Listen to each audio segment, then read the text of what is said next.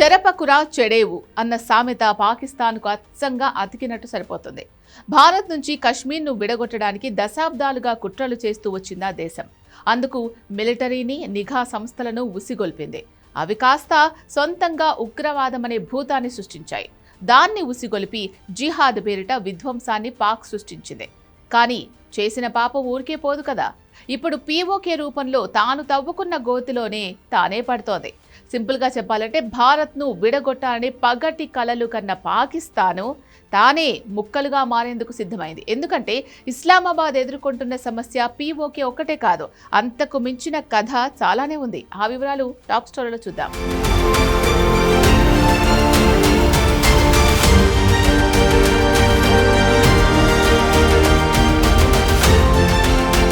బలూచిస్తాన్ ప్రస్తుతం పాక్ ఎదుర్కొంటున్న అతిపెద్ద సవాల్ ఇది. 1948లో బలూచ్ ఖాన్ను మోసం చేసి బలవంతంగా ఆక్రమించుకున్న ఈ భూభాగం ఇటీవలే స్వాతంత్ర్యం ప్రకటించుకుంది. ఇటీవల 10 నగరాల్లో ఏకకాలంలో దాడులు జరపడం పాక్ రక్షణ వ్యవస్థను కుప్పకూల్చింది. పాకిస్తాన్ రక్షణ మంత్రి ఖవాజా ఆసిఫ్ స్వయంగా పార్లమెంట్లో నిలబడి దేశం ముక్కలవుతోంది, 2 రాష్ట్రాలు చేసారిపోతున్నాయని వాపోవడమే అక్కడి పరిస్థితికి అద్దం పడుతోంది. బలూచ్లో పాకిస్తాన్కు ఎదురవుతున్న మరో విచిత్రమైన, అత్యంత ప్రమాదకరమైన సవాలు అక్కడ ఇద్దరు భిన్నమైన సిద్ధాంతాల శత్రువులు ఒకేసారి దాడి చేయడం. ఒకవైపు తమ స్వతంత్ర దేశం కోసం పోరాడుతున్న జాతీయవాద గ్రూప్ బిఎల్ఏ అయితే, మరోవైపు పాక్లో కఠిన ఇస్లామిక్ షరియా చట్టాన్ని అమలు చేయాలనే లక్ష్యంతో ఉన్న ఉగ్రవాద సంస్థ తెహ్రీక్ పాకిస్తాన్.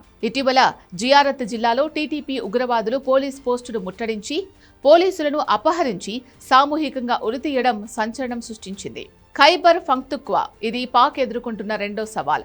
టీటీపీ ఉగ్రవాదులు వజీరిస్తాన్, బన్ను, బజౌర్ జిల్లాల్లో సమాంతర ప్రభుత్వాన్ని నడుపుతున్నారు. నిత్యం పేలుళ్లు, సైనిక పోస్టులపై దాడులతో ఖైబర్ పఖ్తూన్ఖ్వా ప్రాంతం రక్తసిక్తమవుతోంది. కేవలం 2025లోనే పాకిస్తాన్లో వేర్పాటువాదుల దాడుల వల్ల 1139 మంది మరణించారని గ్లోబల్ టెర్రరిజం ఇండెక్స్ స్పష్టం చేసింది. ఇది 2013 తర్వాత అత్యధికం. ఒకప్పుడు కేవలం గెరిల్లా దాడులకే పరిమితమైన టీటీపీ ఇప్పుడు సరికొత్త సాంకేతికతను అందిపుచ్చుకుంది. కమర్షియల్ క్వాడ్ కాప్టర్లు, డ్రోన్లను ఉపయోగించి పాక్ ఆర్మీ పోలీస్ స్టేషన్లపై ఆకాశం నుంచి బాంబుల వర్షం కురిపిస్తోంది. నిఘా వ్యవస్థలను నిర్వీర్యం చేస్తోంది.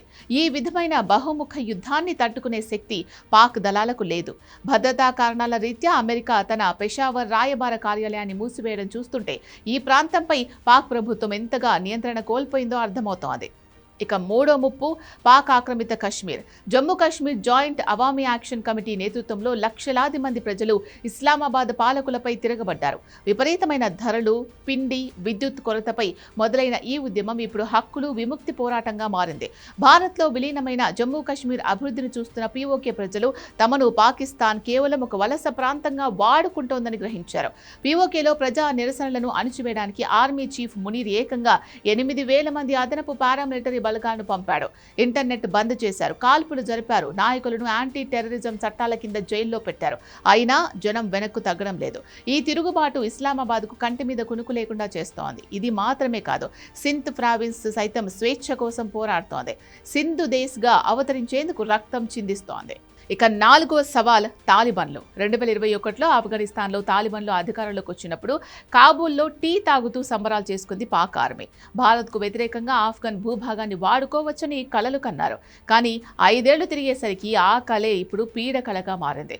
పాక్ను ముంచుతున్న టీటీపీకి ఆఫ్ఘన్ తాలిబాన్లు ఆశ్రయం ఇస్తున్నారు. దీంతో ఆగ్రహించిన పాక్ ఆర్మీ సరిహద్దులు దాటి ఆఫ్ఘన్పై వైమానిక దాడులు చేసింది.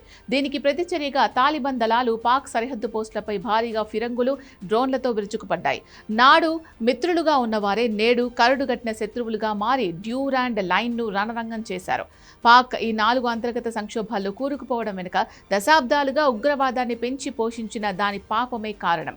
ఈ ప్రాంతంలో త్వరలో ఒక కొత్త దేశం పుట్టబోతోంది. దాని పేరు ఊహించండి అంటూ ఆఫ్ఘన్ మాజీ నిఘా చీఫ్ అమ్రుల్లా సలేహ్ సైతం సోషల్ మీడియాలో ఒక పోస్ట్ పెట్టారు. సో ఆ కొత్త దేశం బలూచిస్తాన్ కావచ్చు, లేక పాక్ ఆక్రమిత కశ్మీర్ కూడా కావచ్చు. ఈ పరిణామాలన్నీ పాక్ కథ క్లైమాక్స్కు చేరిందనే చెప్తున్నాయి.